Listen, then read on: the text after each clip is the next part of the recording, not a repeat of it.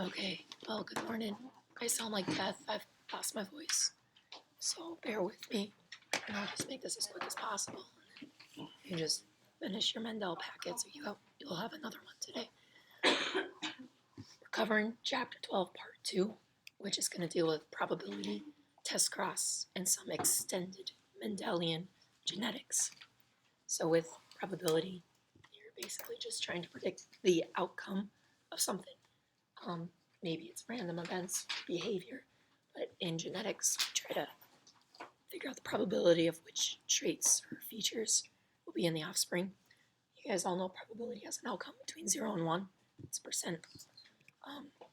So we do have some probability rules in the monohybrid cross. I don't think this is going to work. Oh my god, okay.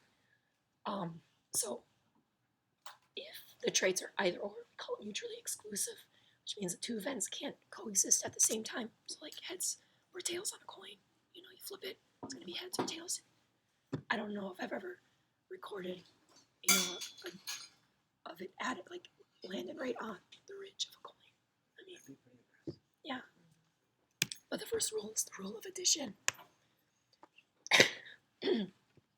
Where if you're looking at two exclusive events, like rolling a die, a 2 or a 6, you add them together. So 6 sides on the die, 1/6 plus 1/6 equals 2/6, and you can simplify it to 1/3. In the case of our Punnett squares yesterday, maybe you're looking at the outcome of a heterozygous. So there are, you do your little Punnett square, and you could say, these are your options, or just looking at heterozygous. So 1/4 plus 1/4 is half. The second rule is multiplication, which means that they both occur at the same time. So if we're looking at the probability of the F2 individuals being little p, well, you take a look at the parents. Oh my god. And if they're big P, little p, because they're hybrids, you have 1/2 chance getting that little p gamete, 1/2 for the other set of the parents. You multiply, and it's 25%. Jesus Christ. Maybe I should just whisper. Does your throat hurt? I've lost my voice, Brooklyn. But does it hurt? No. What the heck? I know, it's weird. I think I'm just gonna whisper. Is that okay?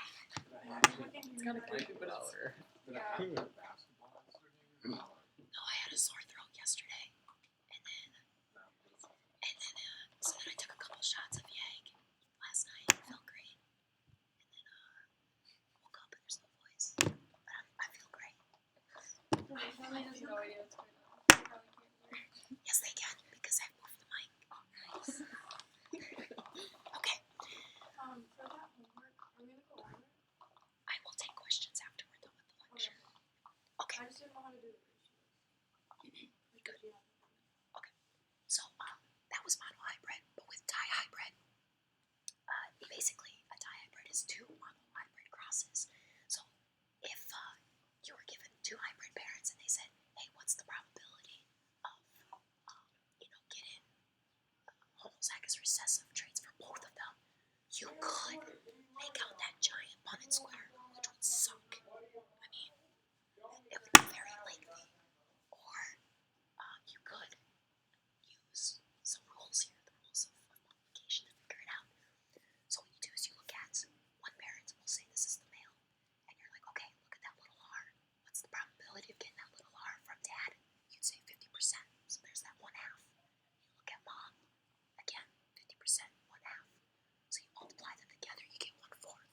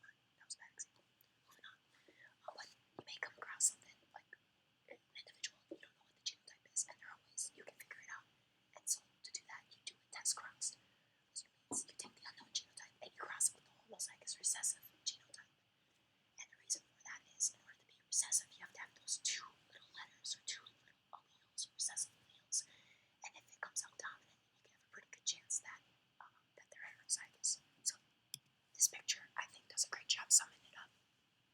I have a purple flower. It could be homozygous dominant or heterozygous dominant, but I don't know what. So if I do a test cross with a homozygous recessive little p, and let's just say I get all purple, well then that means that they gotta be homozygous dominant because they can only give the little p from this parent. So if they're all purple, then they were homozygous dominant. But if we didn't know that they were homozygous dominant and I got 50% white, well then I could say they're heterozygous because that's where the little p came from. One little p from this. Heterozygous, no, never, ever.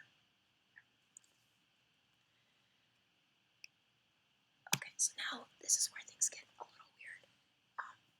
With Gregor Mendel, he looked at either or traits, but there are some traits that we know that are not either or.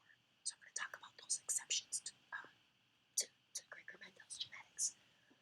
So in 1900, 3 different investigators independently rediscovered his paper after he died, and when they rediscovered his results, they had trouble obtaining some of the ratios that Mendel got, and the reason for that is because these species that they looked at didn't follow what Mendel got. So there are some exceptions, I should say, or differences in different species. So we have to assume with Gregor Mendel that each trait is specified by a single gene with 2 either or alternate alleles. That environment cannot play effect, and that gene products act independently. So in some species this is true, but in most species it is not. So one example is the polygenic inheritance, where one gene can affect, more than one gene can affect a single trait.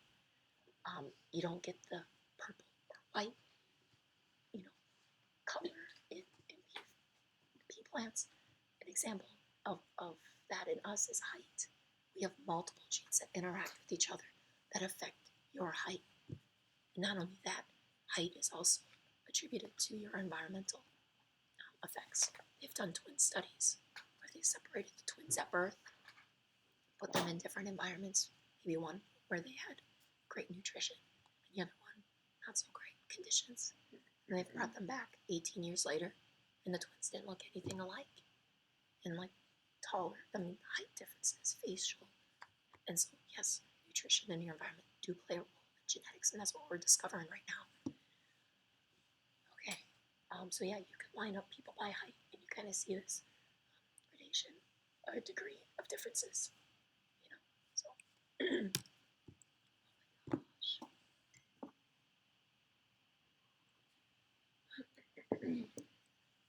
So this continuous variation is very similar to the blending of different plants. If there are some plant species that blend their traits, combine them with part red with 7 parts white, you get a lighter pink versus 5 parts red and 3 parts white. So you get this continuum of shades. Traits that are continuous, like height or color, we call them quantitative traits. And that's because they just have a greater number of genes that influence that trait or version of it. Okay, so that's all polygenic. Now another example or an extension of Mendelian genetics is called paleotropy. A single gene affects multiple traits. Okay, so we call it paleotropic. One example of this, and when I describe the features, I'm sure you can think of someone that has it. Marfan syndrome. Okay, they just have one gene that has affected all of these different traits. This increased height, very long limbs and fingers, abnormally shaped chest, severe heart problems. Okay, and it's all because of one gene. So one gene has all of those characteristics.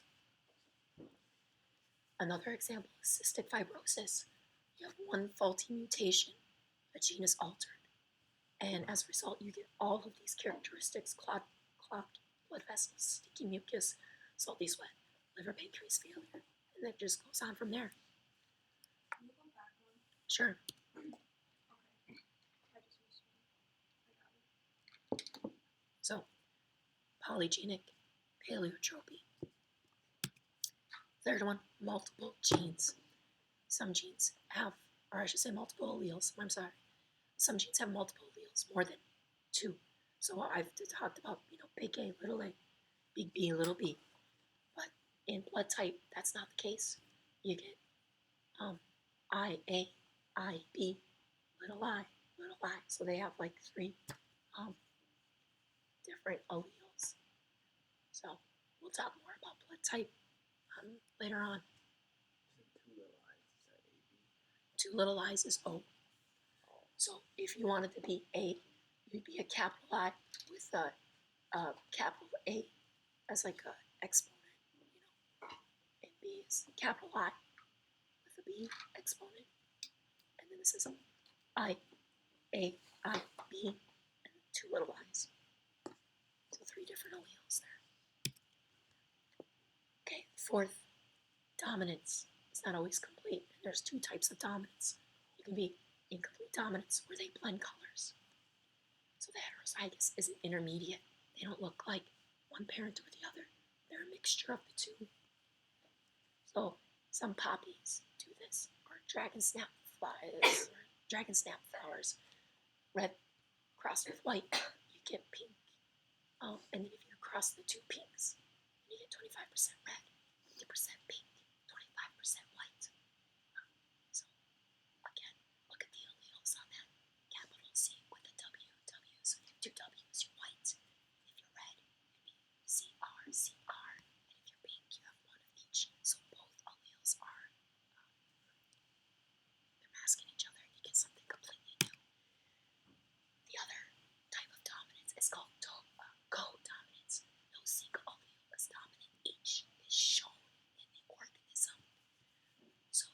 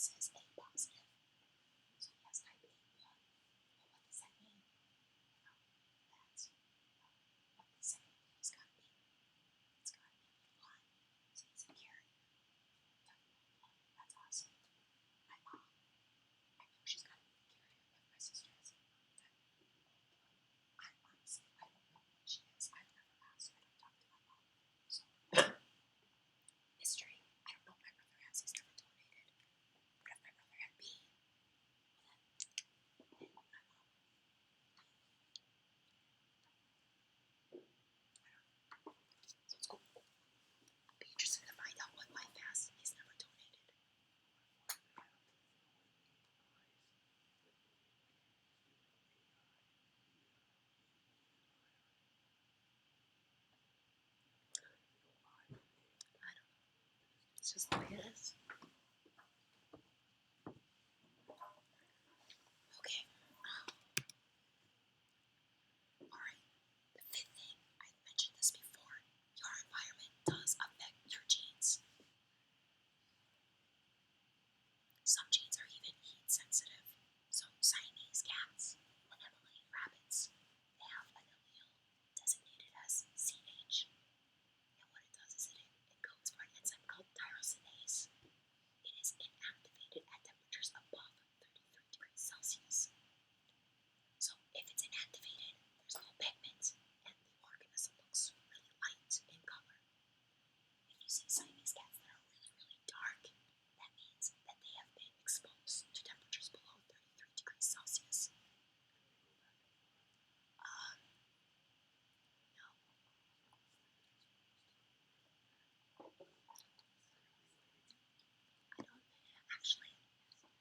I don't know.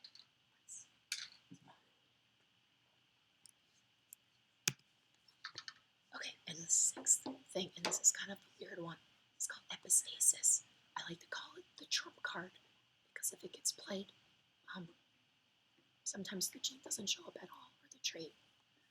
So in Mendel's last assumption, the products of genes do not interact. There are many genes that do interact with each other, we know this, and these genes code for proteins that are involved in these biochemical pathways. However, in epistasis, if it's played, it really messes up your genetic ratios. So here's an example of epistasis in corn. So when we figured out the 9 to 3 to 3 to 1 ratio, scientists went out to test it in different species, and corn is a great model of organism. And they had a really tough time getting the 9 to 3 to 3 to 1 ratio in those dihybrid crosses. And specifically with Indian corn, that blue kernel and the purple kernel with that anthocyanin pigment. And so he kept he took 2 white corn and he crossed it and he got 100% purple. And he's just like, what the hell? Okay. So then he decided to self-cross the purple and see what he got. And he didn't get a 9 to 3 to 3 to 1 ratio.